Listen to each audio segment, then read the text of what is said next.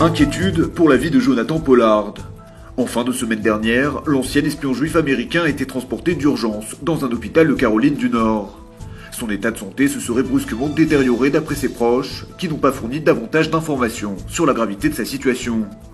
L'hospitalisation de Jonathan Pollard pourrait en tout cas accélérer sa sortie de prison, tandis que son épouse Esther appelle à des prières.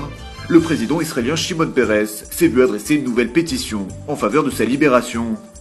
Il devrait solliciter très prochainement la clémence du président américain Barack Obama. Jonathan Pollard, 58 ans, purge toujours une peine d'emprisonnement à perpétuité pour espionnage au profit d'Israël.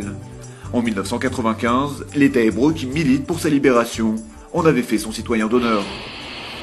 Les forces de sécurité égyptiennes repassent à l'offensive dans le Sinaï. Après une première opération avortée l'été dernier, elles ont déployé de nouveaux renforts dans la péninsule afin de gêner les activités de groupes armés bédouins et djihadistes. Ce déploiement s'effectuerait en totale coordination avec l'armée israélienne, notamment dans le secteur frontalier, où l'Égypte vient de stationner des forces spéciales de la police. Depuis la chute d'Hosni Moubarak, les autorités du Caire ont progressivement perdu le contrôle du Sinaï, ce qui a entraîné un regain d'actions terroristes. La semaine dernière, 3 roquettes avaient d'ailleurs été tirées sur la station balnéaire d'Eilat depuis le territoire égyptien.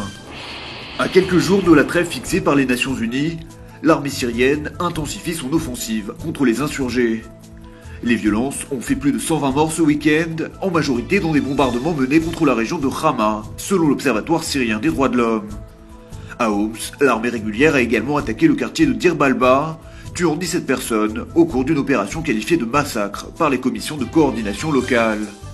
Sur des images tournées par des opposants, on peut distinguer des cordes déchiquetées chargées sur un camion, visiblement après un pilonnage à l'artillerie lourde.